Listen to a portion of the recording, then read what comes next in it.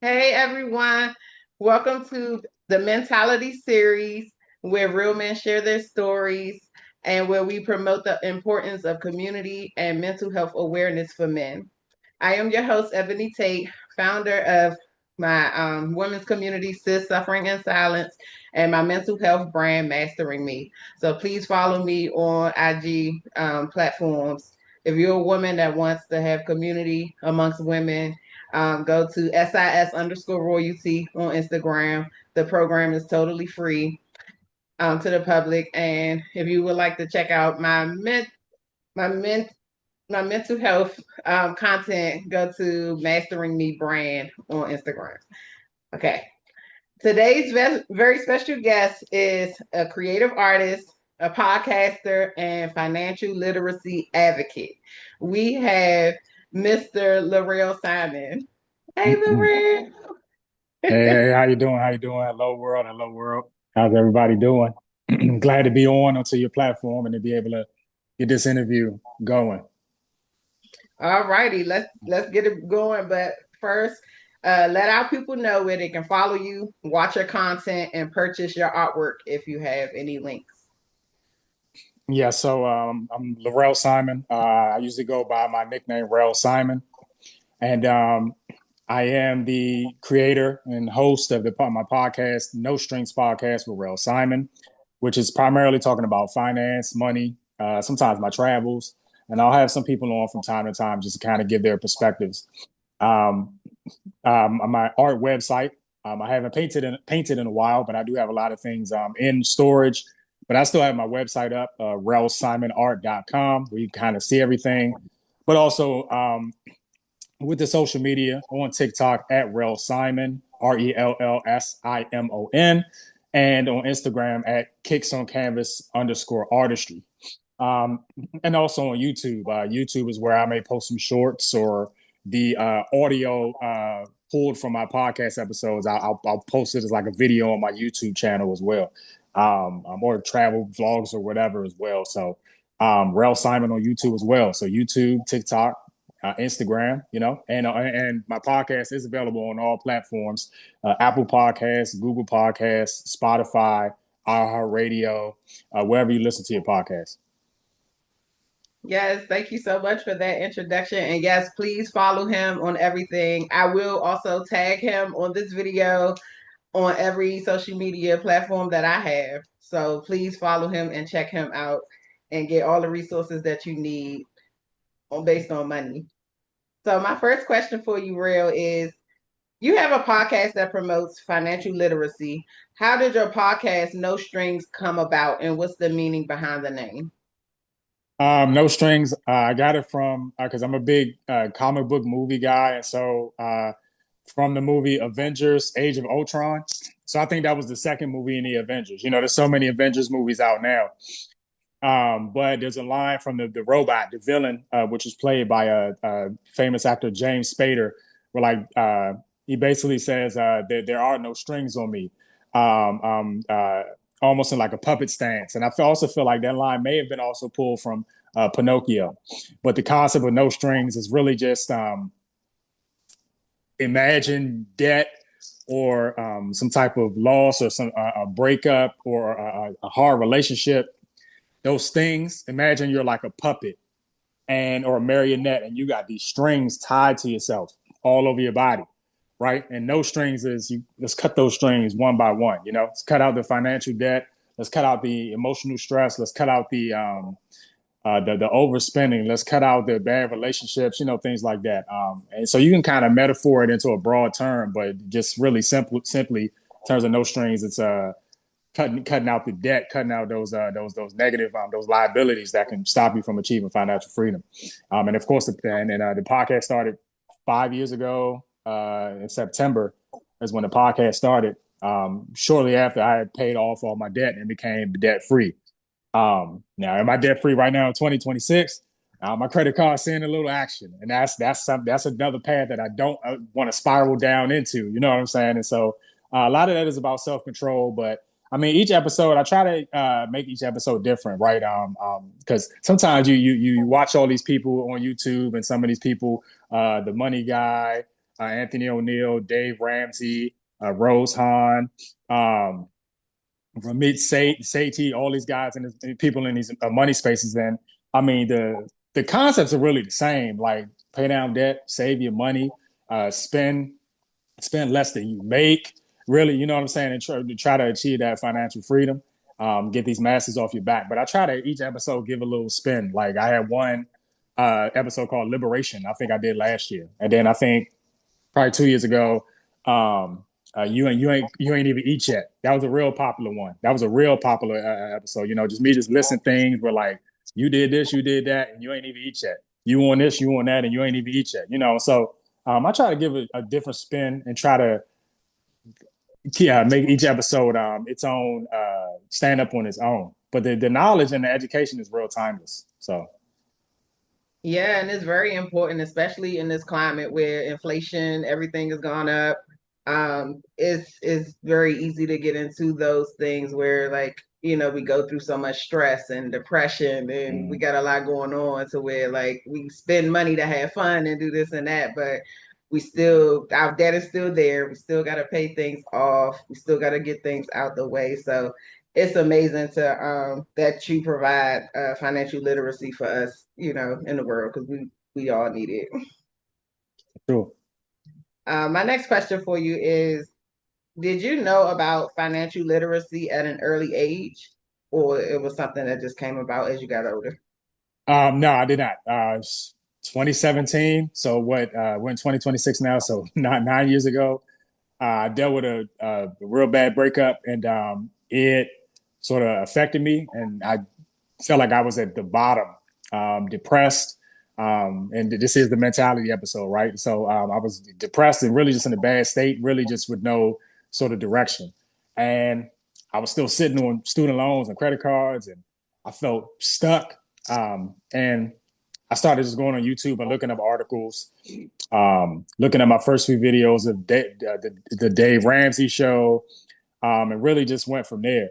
Um, and so I didn't have it like when I was younger. Like I kind of understood it, but also I didn't have like a lot when I was growing up. I don't know if you heard of the term shotgun shoes, but I'm going to Payne Elementary School over in Southeast with shotgun shoes. Basically, when you wear your shoe so much, the top of the shoe, the front cap of the shoe, is tore up or whatever. So your sock is showing because you don't wear the shoes so much, or not from like roughing or whatever, like in elementary school, you still growing. So maybe my feet was getting bigger, but I couldn't afford shoes or whatever. And so like, but I wear these shoes, and then you get them shotgun shoes, and because I really didn't grow up with much, and so I mean I had maybe a little bit about it, but I didn't really grow up with much.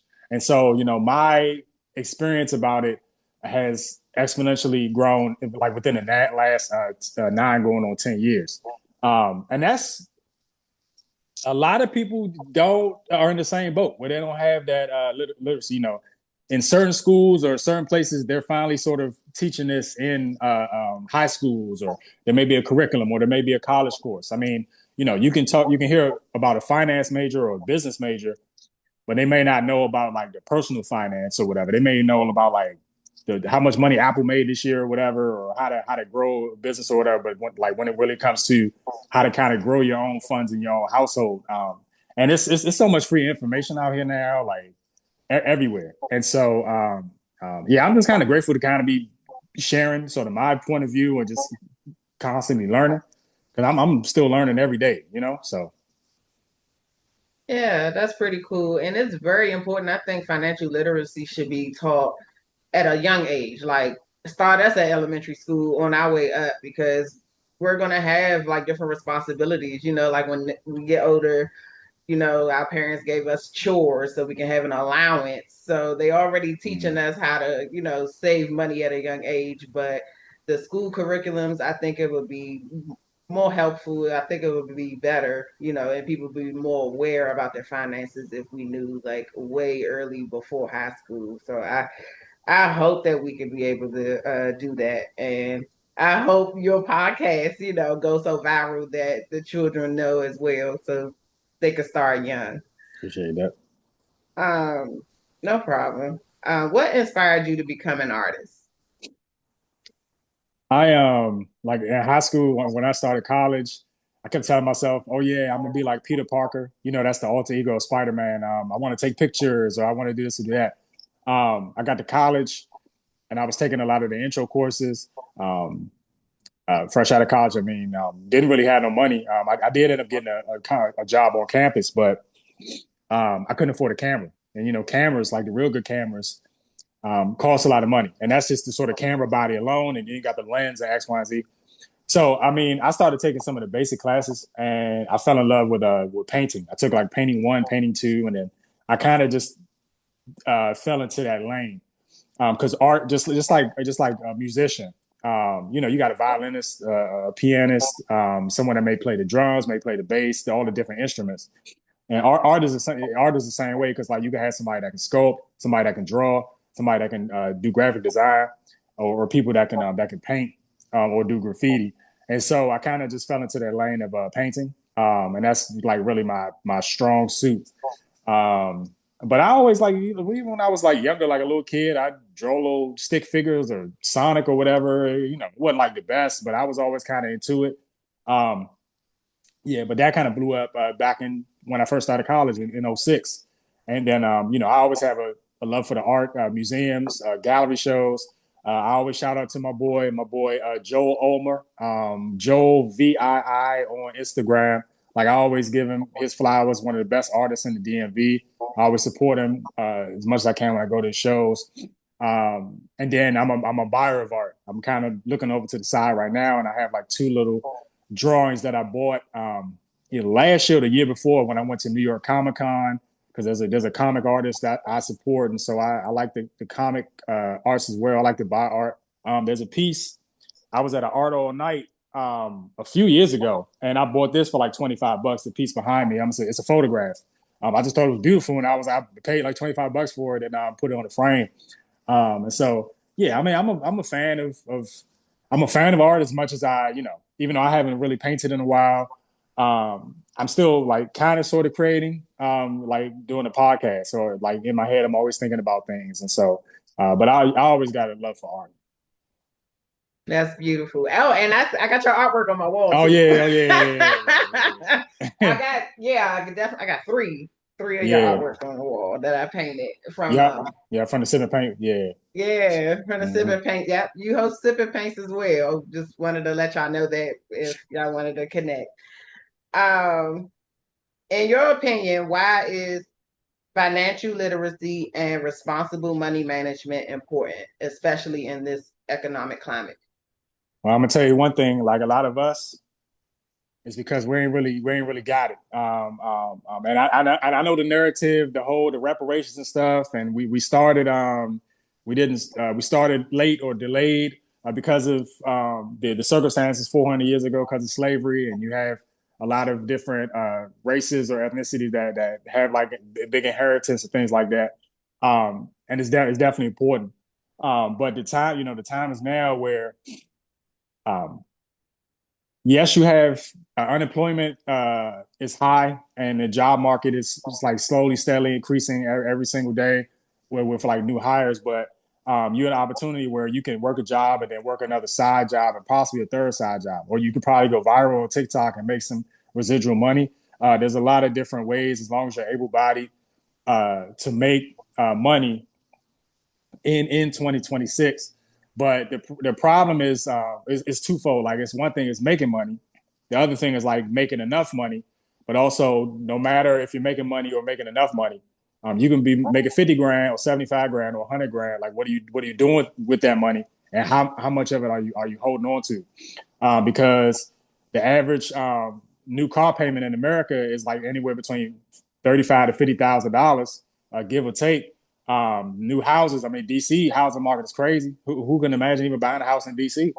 And so it's so important because you have to also like take advantage of the market because it's one thing about saving money, but you also have to get into investing and buying these stocks and these different funds in order to grow your net worth. And you always got to have. It's so important because you just never know what this administration, the next administration, is going to do. You never know what the policy changes are. We're about to have a new mayor elected in DC this year, right? So For you, you definitely got to protect your household and your family. Of course, you want to give back to community through community service or through giving or donations, or give back to your church if you're in the church, if you're tithing and offering. But it's so important because um, it's funny. I always say it like you wait, like people, like most people, you wait 2 weeks for a check. 2 weeks, like literally, that's 14 days. And then like it depending on your circumstance, it could take you a day, 48 hours, 72 hours. That thing gone, and then you wait the next 11 days until you know. And living that cycle of paycheck to paycheck is not good because you want to get to a point where you want to be done with work. And there's a lot of people out here still in their 70s or 80s still kind of working or whatever because they don't have no money. They didn't save enough when they were in the younger ages, you know. And so and whatever, God forbid, right? You want to live a long, fruitful life, but whatever you have on you, if you so pass, let's say you got kids or grandkids or whatever, that's going down to the next generation, next generation. So you always gotta be like in the moment, but also forward thinking. But a lot of people out here just YOLO, and I want this little boo boo that, this and that. You know, I want to go to Coachella, and you out here on credit, on borrowed time, borrowed money, that's not really yours. That can hit you with a premium because when you're not paying that bill, they hit you with a 20-30% tag, finance charge, and um, it's just so important. Like it's the simplest thing, but it's easy to learn and hard to master. I say. Yeah, that's very true. And it's like the cost of living is high in most places, and it's a lot to manage, but it's doable. You know, you got to do with what you have, and it's up to us. And like you said earlier, it's so much information out there for us to learn about how to invest and how to invest in yourself because you got to rely on you. If you can't rely on nobody else, you have to rely on yourself to make sure you have food, shelter, your debts paid off, things set in place. And also Yeah. generational wealth is always important because when you pass on, you will want your legacy. Who would you want your legacy to go to? Who would you Right. want to, share the things that you build the foundations for. And then on top of that, like you may want to retire early, and Right. like you Right. said, like it's so many people that's like over the age of 67. I think is that 67 is like the retirement Yeah. age. Yeah. So I think 67 is like the sort of almost like mandatory. I think is the retirement age, but depending on like because I know some retirement accounts or some depend on your job or you can probably retire around 59 and a half, 65. I think 59 and a half may be like depending on like an account. You got a retirement account. Is when you can like start withdrawing money and things like that. So yeah, really between that 59 and 67 age is when hopefully you want to be getting ready to like, all right, I'm done with work. I'm gonna go travel the world and stuff like that. Before you ask your next question, I wanted to I had two things on my mind when you mentioned the food utilities because I did do an episode called FUST FUST FUST for food, utilities, shelter, transportation, and really when your back is against the wall, that's all you can hold on to right now because like food you got to eat, utilities. The lights got to stay on. The Wi-Fi got to stay on. For me, the Wi-Fi and the electricity got to stay on for me to stay on this interview right now. Yeah. Shelter. I ain't outside. I ain't doing this interview across the street at the McDonald's. I got an apartment right now. And the transportation, I don't drive, but I got metro. I got some roller skates. I can run or walk wherever I need to go. However, whatever gets you moving. And that's just like your basics, especially when you really like down in the trenches and you're trying to get out of debt or you're trying to increase your income. Um, for sure. So Yeah. My next question for you is, what do you do for self-care in your free time? yeah, I'm a gamer, so I still game a lot, video games. Um, I do like to sometimes I like to read as well. I've got my little stand, my phone is standing on top of a bunch of different books that I'm looking at right now. Um, lately, I mean I kind of do nonfiction books, but I also like finance books as well. I try to continue inputting that knowledge or just continue to learn. Um, Hobbies. I mean, I definitely like to work out. Go out to eat, travel, and things like that. And but in terms of self care, I've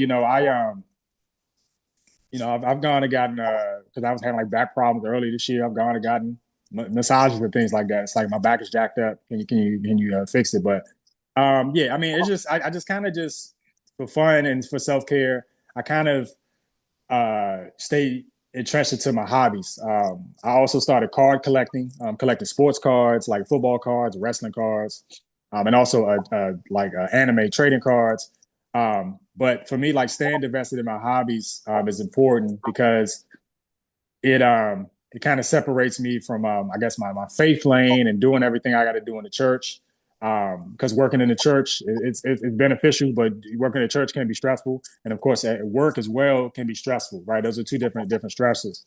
Um, but yeah, self care like for me, playing a game is just a release, and just yeah, I mean just a simple thing is just like going to the movies. I also like to cook, and sometimes bake here and there, and just partake in those little things that kind of just sort of bring me joy in between all the mandatory needs of life and work and church.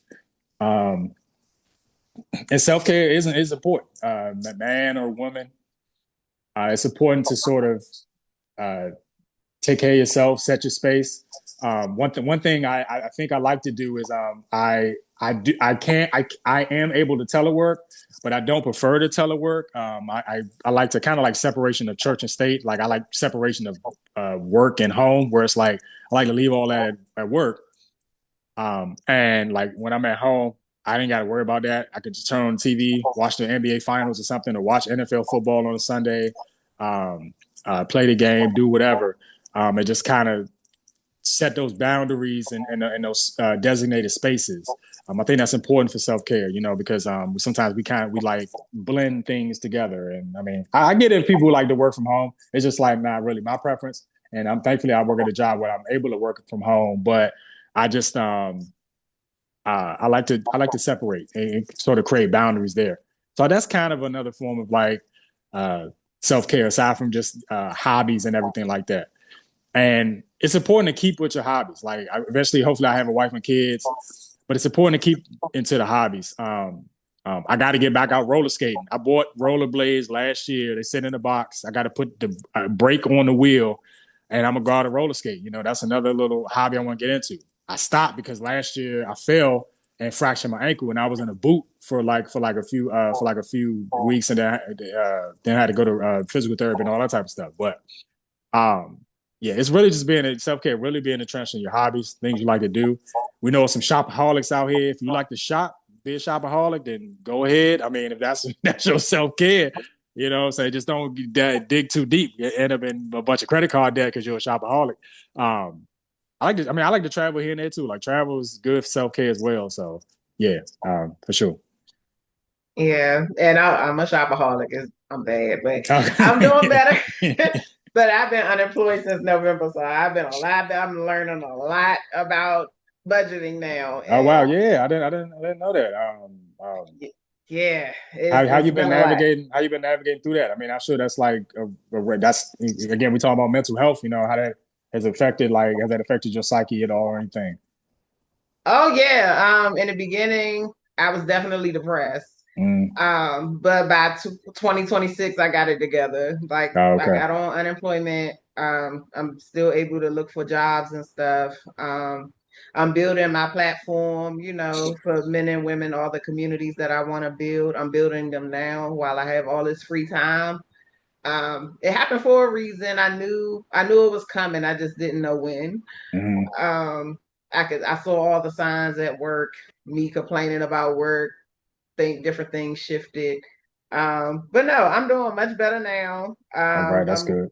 I'm learning to budget and I'm starting over. I may have a job. I may end up with a job that doesn't pay me as much as I was getting paid when I was working, but it's something. It's better than the unemployment. So yeah, I did a lot of self care things on my downtime, but I do need to do more meditation. I need to get back on that. But Yeah, that's important too. Yeah, meditation and therapy. I haven't done therapy in a while. I've done it back when like the remnants of the past like relationship I had. I went to therapy. It was on the sleeping pills, the gabapentin, and because I was dealing with insomnia, and I think also some of that self care. Um, well, also I hope and pray that you get back on your feet and you're able to find a job as well. Um, some of that self care is kind of like knowing your body or your triggers. Because I'm real like non confrontational, handling anger or whatever. I'm probably like I'm like one of those frustrated, like when I'm angry, maybe a little teary eyed or something like that. It's like a frustration, because part of that is like I don't know how to function in the situation because I try to just always just kind of stay neutral. Of course, I get frustrated at work, but I rarely do I get in arguments or fights or anything like that. And I also do know like I guess my body's response to something traumatic, like a breakup or if something really bad happened, a loss or something, a loss or something, is like I won't sleep that night, right? I think insomnia, something that I is my body response. So that's one thing, like really knowing your body. Uh, obviously, like you might be allergic to something, not allergic to something, but also how you act around people, and that's sort of being mentally aware and being present in a space as well. I think contributes to that to some self care. absolutely. So when it comes to you, like when you can't get like sleep, have you tried like meditation music, like sound bowl meditation music? Yeah, I used to do all that. The different sounds, the brown noise, the pink noise, the white noise, the people that are kind of talking to coach you to sleep. Back when I had those issues, I don't have those issues like now in 2026. I had a bad reaction to a muscle relaxer a few months ago, so I'm kind of on and off on the gabapentin. The gabapentin, like it does the trick most times, but I don't use it every night. But yeah, I definitely just setting the mood. Temperature is key. Can't be too hot, right? You got to turn the AC on. Keep it a little cool. I like to do incense. I haven't bought candles in a while, but when I do get my candles, I get it from TJ Maxx or Marshalls or whatever. I remember years ago, I used to be a Yankee Candle junkie. I think I used to go to the Yankee Candle at Yalago Town Center, them little coupons, and Yankee Candle $25 a candle. I'm like, forget them Yankee candles. I'm going to Marshalls get my candles 2 for $25. What you talking about? Like, you know. Right. But like lately I've been on like incense as well. So yeah, I just I try not to eat late. It's a lot of things that go into that. Because sleep is key. They say like what you spend you're supposed to spend like at least a third of your life laying in a bed or sleep or whatever, right? And so yeah, I kind of have my ways to kind of manage and deal with that. But sometimes, some nights just hey that insomnia hit, can't sleep. You just kind of roll with the punches and just move on to the next day. As tired as you might be. So Yeah. Yeah, and music always helps me. Music mm, music helps me since I was a kid. Like music just always been soothing or helpful, depending on my mood or depending on yeah, whatever situation happened and how it made me feel. I listen to songs based off of my mood. So that's cool. music, Yeah. yeah, music has really helped me throughout those situations. And that sound bath meditation music, yeah, Mm, I go to sleep automatically because I'm always in my head. So mm, it's not, I don't think there's a time of day where I'm not thinking. And if I'm not thinking, I feel like it's a problem, but I gotta get over that. I gotta get used to it. My next question is, um, how important you think it is for men to have mental health awareness and community, and why? and it's so fitting too because I signed up for I think it's called mental reset. I think it's an event on Thursday the 25th. It's a mixer over at the Eaton Hotel where it's a men's panel talk and then it's going to go into a mixer. And I feel like I had saw the same thing like last year or whatever. And it's one of those things where I can go right after work and just kind of check it out and just I guess pick the brain of what the panelists will talk about. Um, I think there used to be, or maybe there still is, like a stigma that therapy doesn't work, or a lot of African Americans, maybe African American men, may not go to therapy. Um, and therapy may not be for everyone. I mean, I like again, I went to therapy years ago, as suggested by my doctors, and I think it's important that for men, um, especially in the African American community, that you have that awareness to go to therapy if someone suggests it. You shouldn't really like backlash at someone, or maybe you just politely decline. And perhaps your therapy may come into sort of putting pen and paper. Maybe you have a little black book and just writing those thoughts down, or maybe it's into riding a bike, like a dirt bike, if you're ATV or dirt bike, or in combat sports. Ways to sort of release that energy, release that sort of innate caveman man energy, expel that strength in a sort of positive way instead of doing something negative like doing drugs, shooting or shooting up or whatever. And this, I mean, it's real important to have um, those sort of events like the mixer that I mentioned, because and it's tough too because it's hard because it can kind of go both ways. Having a good mental space, you may have a social circle of friends that you are real connected to and real deep with, or you may not have any friends at all. And that can be a double-edged sword of both ways. In that, if you don't have any friends, for any men listening to it, you definitely reach out, go to get the Meetup app, go to Posh or do whatever these different little apps, and try to go to a social event and try to build your social circle and professional circle. Because loneliness is an epidemic, and people like really die from loneliness nowadays. And at the same time, for some people may not want to be around a whole bunch of friends and everything like that. And so I think it's more so finding your lane. But I'm glad that there are sort of these sort of panels and these discussions and these spaces where you can talk and you can openly talk, either if it's in an open forum, if it's a one-on-one like this, which would be shared with the world or shared in social media, or if it has to be private with a therapist. I say for everybody, men and women, everybody, African American or not, don't be afraid to be able to reach out and talk to somebody. Um, and I think it's one thing I got to learn how to do, but also maybe some of my friends or whatever, right? Just being able to reach out to people a little bit more than usual. Than the usual. I ain't heard from you in 3 months. I ain't heard from you in 6 months. Because things change. People get married, have children, have babies, and everything like that. And I think it's so important to keep your mental in check. But there's ways to talk to somebody about it if you feel like you are definitely going through something. Um, when you go on social media or when you go on YouTube, the word that they really don't like that I'm not going to that I'm not going to verbally say.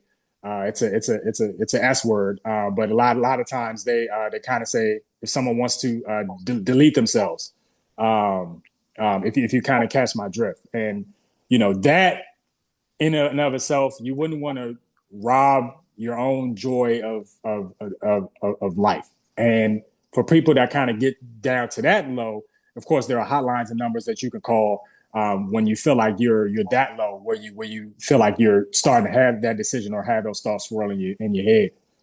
Um, and really having that support system is key.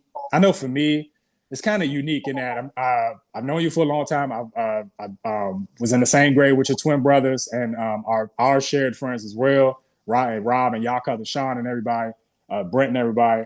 And then also I've got pockets of friends that are from work. I got pockets of friends that like I've just found out that are into wrestling. I've also got people that I've grown up with, and my homie Emery from the church as well. And then I've got my homies that I went to college with. So I kind of got like pockets of friends all over the place. And with that being said, this being mental health month, there are some times where for me it's kind of I do kind of feel like that loneliness on a weekend or a weekday because it kind of feels like everybody's scattered.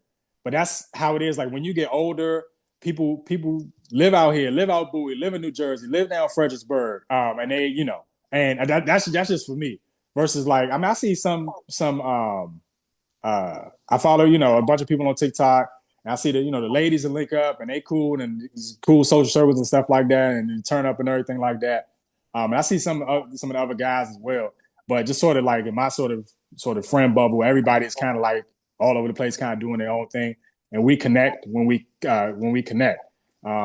Case in point, the last time I saw you in person, last time I saw you and your family in person, albeit under unfortunate pretenses, was at Uncle Eric his funeral. Mhm. The last time I saw three of my college homies, again, unfortunately, was at a funeral. So I think your uncle's funeral was on that Saturday the 18th, I want to say, or April 15th or April 18th.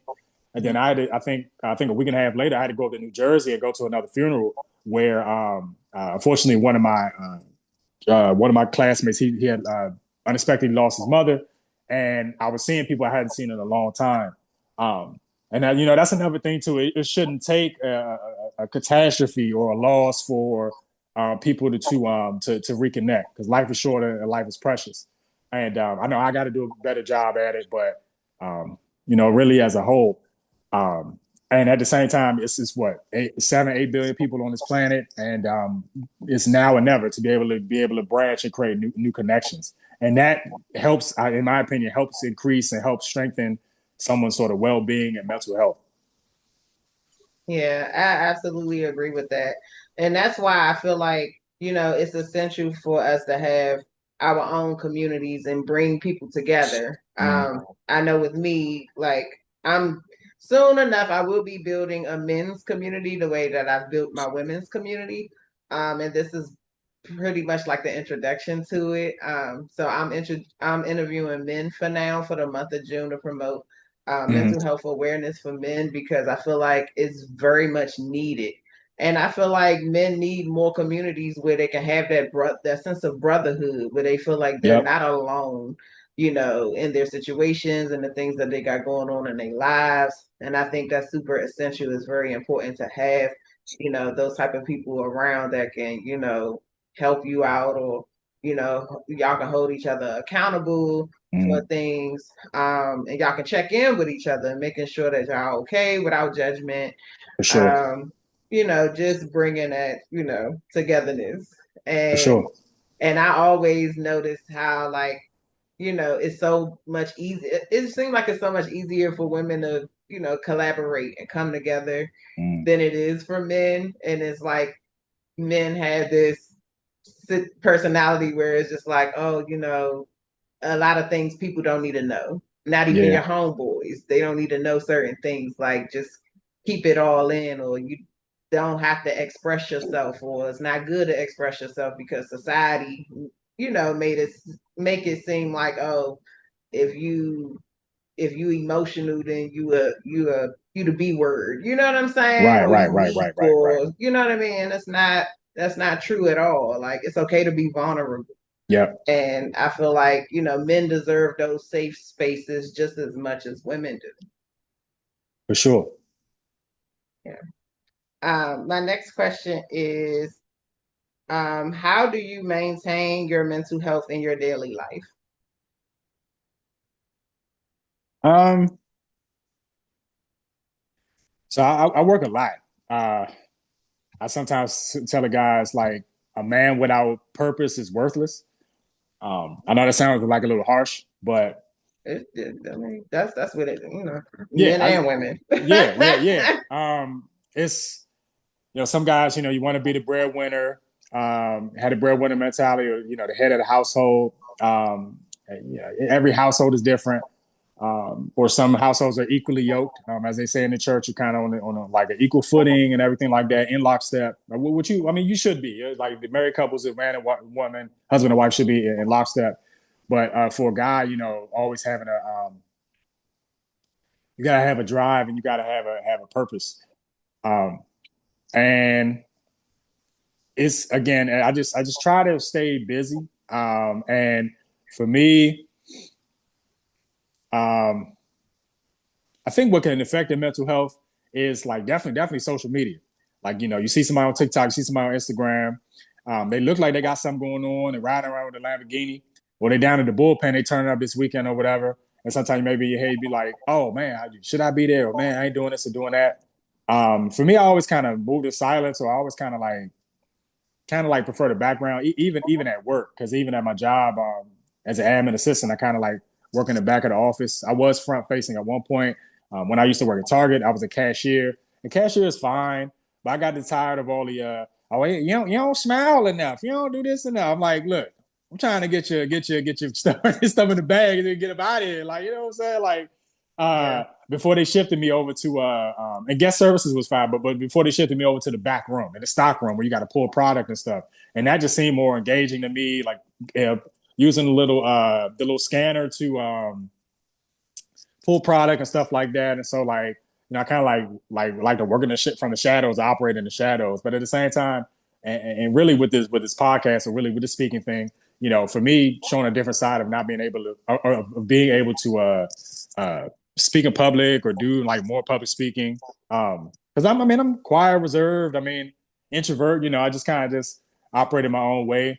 Um, but I kind of keep my mental health where I just really just stay focused. And um, I think about my finances a lot. I don't check them every single day. I do have an app that I kind of check my not my banking. I got all my banking apps, but I have an app that has all my accounts in it, to track my net worth and things like that. And so I like to check in and do that.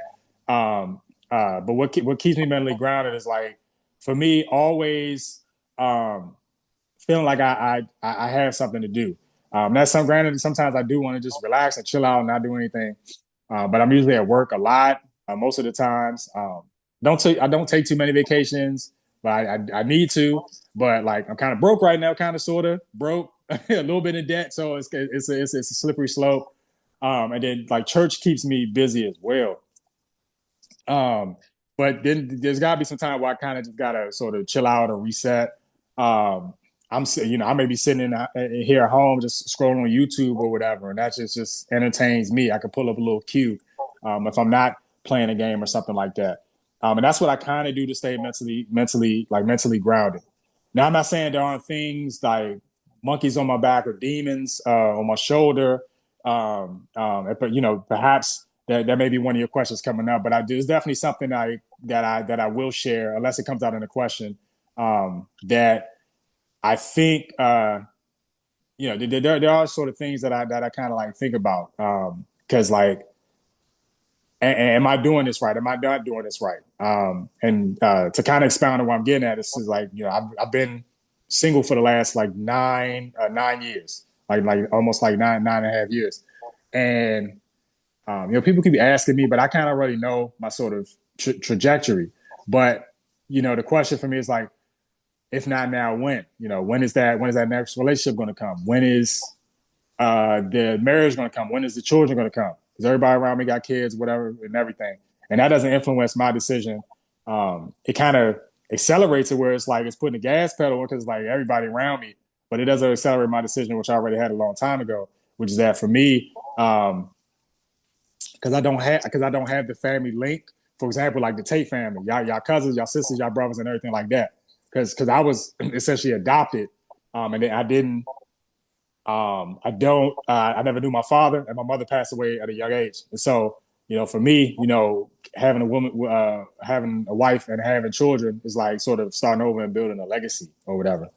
And that, for me, that's like in the back of my head, because I'm gonna be 38 in a month, and who knows when I have children, or whatever, 39, 40, 41, 42, 43, 44. But that is in the back, that's in the back of my head. Like, relationships, and when will I get over the hump? Will I ever get over the hump? And when you have those doubts, those things can kind of make you depressed. They can kind of stop you in your tracks a little bit to kind of just flatten your day at times. It doesn't flatten my day every day or anything like that, but I think we all have demons, or we all have little things that kind of stop us in our tracks. But you got to sort of keep moving and kind of keep pushing.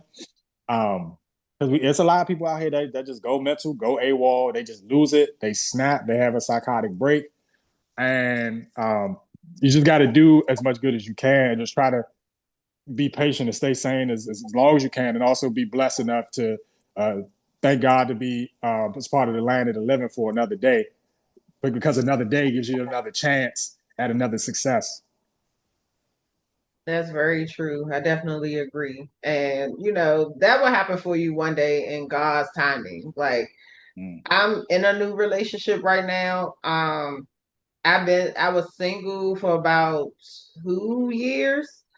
And I learned a lot about myself during that mm, time. And it was a lot that I had to heal from, during that period. Like I thought about the patterns that I went through with the relationships. I would have like the same traits, mm, but a different guy, same heartbreak, but from a different man. But I had to mm, figure out like what was the reason? Why do I keep choosing the men that I choose? Why do I mm, keep myself in relationships longer than I should have?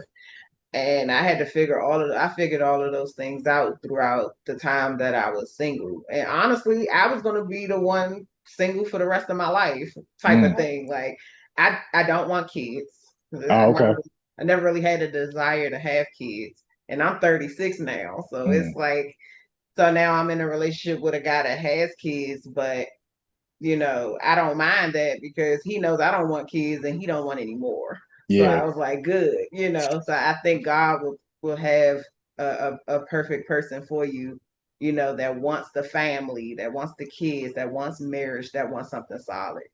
I So hope so, Abby. I hope so, man. Cause look, man, time ticking. Like, I know, I get that. It's crazy because like I get the same questions all the time too. Like, mm, when you're gonna have kids, and I'm like, I don't have the desire to have them. But I right? love being an aunt, a godmother. Like Yeah, I yeah. love being like a caretaker for the people around me. Mm, But I never had a desire to have kids. And then I have health conditions and stuff like that that I worry about too, mm, especially at this age that can trigger, mm, having children. Like once, and people and I think about the fact that when women do have babies, it's a chance that they could die giving birth. And yeah. and I think about that all the time. It's like, dang, like, but I mean, for me, in my personal opinion, I'd rather if it was a situation where it was a death situation, I'd rather die before the baby do because I want the Mm, baby to have a chance at life. yep. I already had my chance. I did everything. I felt like, well, at least I did everything that I thought I was gonna do, I guess. And hey, if it counts, it comes. I'm that type of person.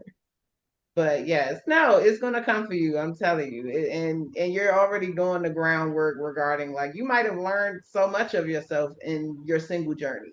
You know what I'm saying? You might have Oh, for learned a lot sure, for about sure, yourself, and I know you've grown, throughout that time as well.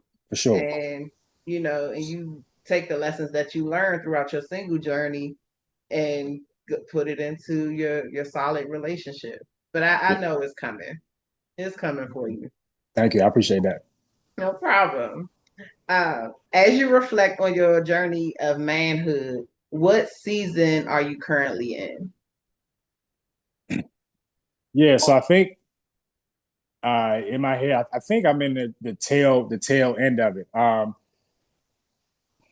It's and honestly, it's definitely a season of uncertainty. And when I say tail end, it's like I've spent the last sort of 9 years or whatever, sort of building it, getting out of debt, or building this sort of foundation for me. Podcast, writing articles, still being creative, learning about for me trying to build a future foundation so that I can retire at whatever age and just be prepared for those things and be financially prepared for the future. It kind of feels like a winds of change, specifically because really over the last few weeks, really learning that. Um, well, we knew this for a while that the pastor in my church is after so many years, almost 2 decades, is rotating into a different church. But then also this past week, there are other sort of members or heads of the church that are either relocating back home or stepping down from their position, still going to be part of the church. And so, these next month and going into once the new pastor's elected and everything, that's a whole thing. It's probably start next week or the next couple of weeks, so definitely July into July and August. Which with me holding a position in the church is going to be a whole thing. It's going to be a drastic change. Some people aren't comfortable with change. Every time something changes or a policy changes at work, right, you got to sort of just like you get upset and you got to keep on moving with it. So that is kind of like for me, a little bit of wave of uncertainty. But the reason why I said the tail end, like kind of like for me personally, is because I'm going to be 38, and then you fast forward a few more years, Lord willing, I'll be 40, and it's really getting into those years of those years of trying to achieve that marriage and that fatherhood, and get into um, possibly other skills or trades, or maybe another career. Who knows, right? But um, sort of preparing into those later years. So I think and honestly, the best way to put it, if people kind of put themselves into like decades or half decades, like who someone was from their 10 to 20, or maybe their teenage from 13 to 20, who somebody was from 20 to 30, who somebody was from 30 to 40. And so like, I guess I'm gonna just use like decades for me as like a season or whatever. Like I said, I'm gonna be 38 in like 3.5 weeks or 2.5 weeks, whatever. And it feels like this decade is ending. So for me, I guess it's like the season is ending, and what will I transition into next? But there's just things on the horizon where kind of like definitely feels like the end of an era in one avenue of my life, specifically like what's going on at the church, but also an end of a decade is approaching, and then sort of like what's next for my life, or what's next for my profession, or what's going to be next. We'll see how things blossom in the church in terms of how things change in that respect. So part of that is being faithful enough, or being strong enough, or being able to have that willpower, that mental capacity to be able to deal with, uh, struggle through, or get through, or appreciate, or approach, or welcome change. And so, yeah, I just feel like it definitely kind of feels like it. Like it's the winds are kind of changing for me, and we'll see what happens. Yeah. When it comes to change, how do you react to change? Like the changes that's going on in your life and everything. Like I know changes, it's the inevitable though. Like we gotta face it. Like Yeah. change comes whether we like it or not, it comes whether we know it or not. Like it's really one of those things. Like change is one of those things that's very hard for me to it takes me time to sit. I gotta sit in it and just try to embrace it to the best of my ability. It feels like a grief type of Mm. situation when it comes to change for me because I like consistent stuff, but change is constant. Yeah. Yeah, so how do you manage to deal with change as it comes to you? Change can be frustrating. I think for me, it's just kind of like you kind of get that frustrating sort of like that sort of snap in your brain, or like kind of like that little thunder strike you get in the middle of your chest and your heart, or whatever, sometimes, or whatever. Your chest start to get a little tight. You start, lungs a little bit. It's like uncertain, and the brain starts to go. I know for me, I'm like an overthinker. I always think a lot, and I think too much and too often. Um, um, Specifically when it's something like uh, someone who has a cancer diagnosis. For example, a family member, she's going to surgery at the end of the month. But I think I think that example is where like I know she's going to get through it, and so I'm not completely worried. But the old me, the old rail a few years ago, maybe being a little bit of a panic, or when a big change, of course, is a loss of a loved one, but another big change is a breakup, right? Because that's like an instantaneous or whatever, and that's something I had to learn as well. That when people break up, unless something literally happened, if someone's like you found somebody in the car, you come home and they ain't sleeping in the bed or whatever, and it's like, oh, what you doing, whatever, like like something instantaneous, boom, bam, boom, that's a wrap. But I learned that, when it like in relationships, like people verbally break up with you on that day, or I'm breaking up with you today on a Wednesday, June 10th. But mentally, they broke up with you months ago. And when it's sudden things like that, uh, for me personally, yeah, it's definitely that sort of that shock, that overthinking, or even just something that's not devastating, like a change of procedure at work. It's kind of like, okay, what now? Or how are we going to adjust to this? How are we going to adjust to that? And I mean, for me, as I get older, you kind of when the winds of change come, you kind of just you on your paper plane, and you just kind of flowing with the winds of change instead of like uh, fighting against the current and being defiant. I feel like that's how I am like lately. But like a few years ago, or maybe in like my 20s, just definitely having a more emotional stance to something, stance to a radical change. But I don't, yeah, I don't, I don't attack it. It'll be a little frustrating in the beginning, but I don't really attack it with that, or just with that nagging sort of thought about it. Like I don't let it run my life, or I just kind of let it go, let it subside after a while. Oh, okay. Yeah. Well, no, there's nothing wrong with that. Yeah, change is very hard. Yeah. It's very hard. But I'm glad that you have you see your growth throughout this time of your life, and just embrace the change as it is, and your podcast is growing, your community is growing, and you're doing things that you haven't done in a while, that's beautiful. That's a beautiful thing. That's a beautiful mindset to be in, really. Like, Yeah. and it helps you through the changes that you got going on. Like one day you may feel like rollerblading, like let's just go and rollerblade. I want to skate all through the city. You Oh might yeah. want Oh to, yeah. Oh yeah. Oh yeah. you know what I mean? Or maybe one day you might want to go back and do your sipping paints, or you may want to, do your art, do what you love, to get through the times that you get through. And also, you always talk about your spirituality and your community stuff that you do for church. Prayer always helps as well, Mm-hmm, throughout mm-hmm. those tough times. So, So important. Prayer um, is so important. Yeah, like my pastor say, prayer is so important. yeah, it's very essential. Um, my last question I have is, what advice would you give someone who is struggling with maintaining their finances? It's a everyday thing, and it's more than numbers. Um, it can be psychology. As I'm looking at the book, so I mean, I finished reading the book. It's called "The Psychology of Money" by Morgan Housel. It's more about behavior, because I mean, yeah, you gotta do the math. Like, all right, boom, I got paid 1,500 this check, and then 1,500 next check. All right, cool. I gotta do this. I gotta do that. Let me write this down on a piece of paper. I gotta do X, Y, and Z. Um, it's definitely math into it, but you gotta have self control, and you gotta have a certain mindset. You gotta have like a scarcity mindset where like them new Jays can probably wait till next month, especially if you got to get food on the table for the kids.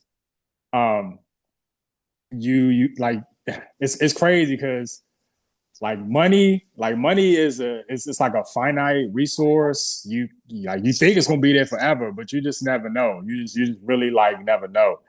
And so I think honestly what I would say is somebody who's struggling is that you really gotta write everything down.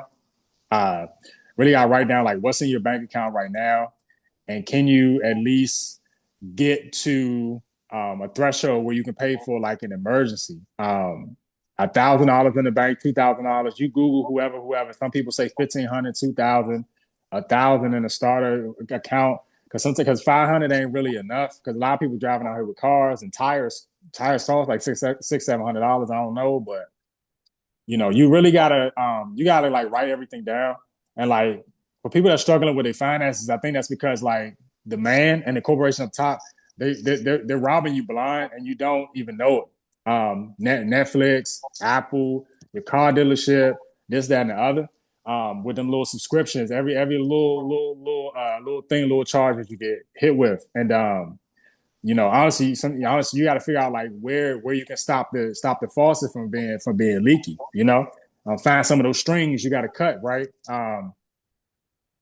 Because sometimes like it's like we all we got. I mean, you can scratch a lottery, get a lottery ticket, and win a lottery, or you can be good at gambling and do whatever. You get a high paying job, but sometimes that money can go by in a flash. And so, really, a lot of the basics is kind of like write down everything.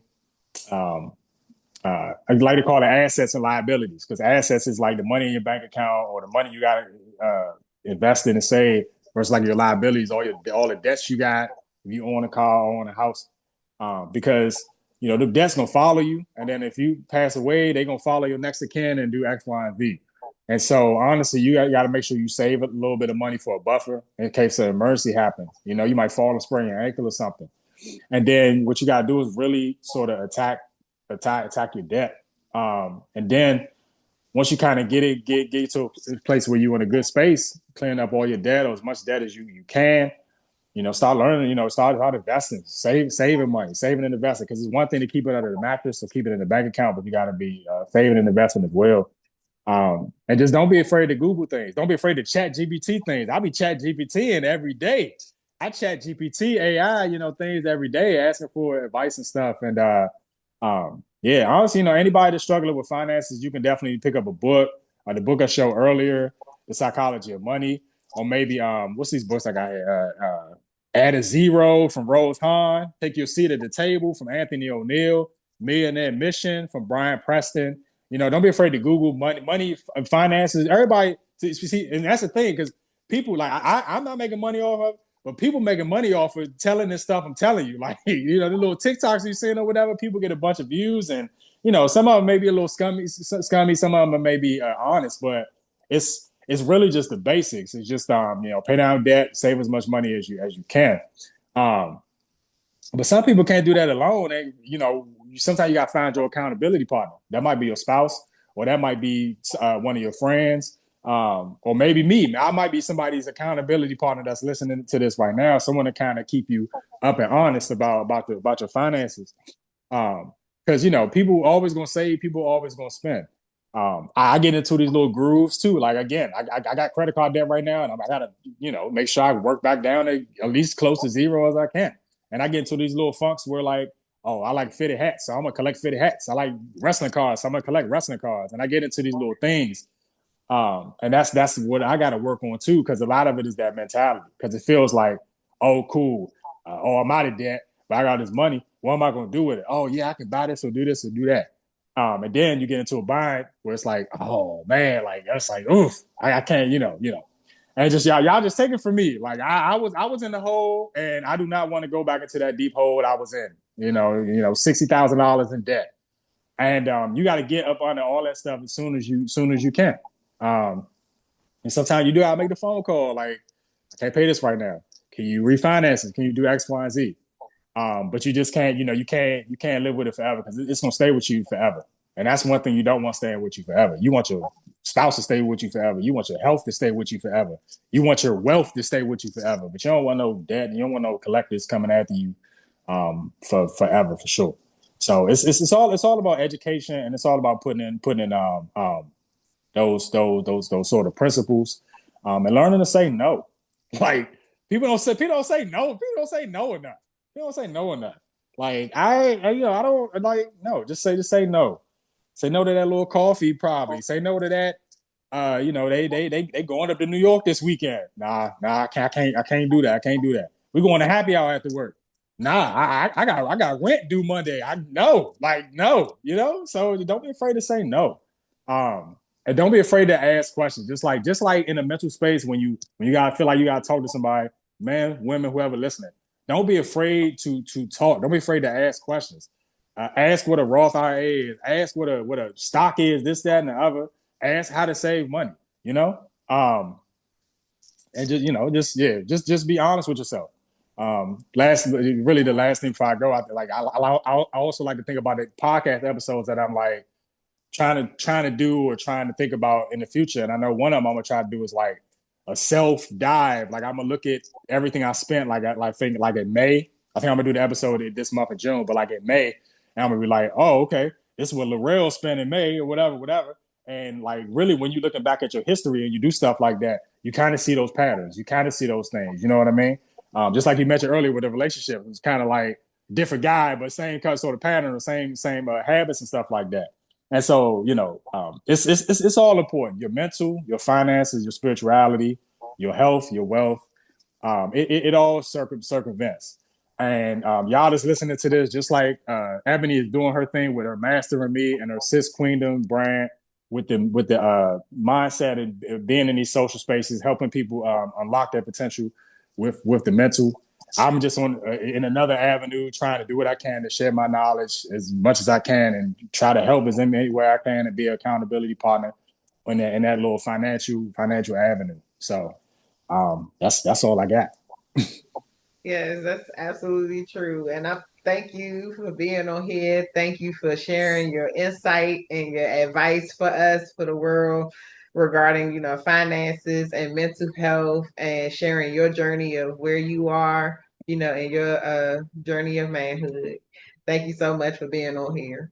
Oh, and Thank you. let the people know where they can follow you again and watch your podcast. Yep, and thank you again so much for having me. I'm just a regular guy. I grew up with nothing, and I'm trying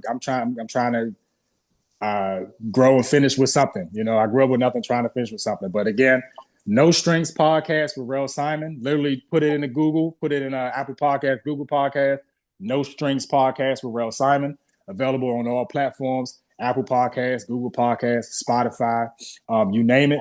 And again, I'm on Instagram, kicks on canvas _artistry, on TikTok at Rel Simon, my YouTube channel at Rel Simon, the No Strings Podcast. And thank you so much, Laurel, for doing this. And please follow me on Mastering Me Brand and SIS_royalty on Instagram. Happy Mental Health Awareness Month, men. And see you next time. Tune in to the next episode. Take care. Happy Mental Health Awareness Month, fellas. Take care.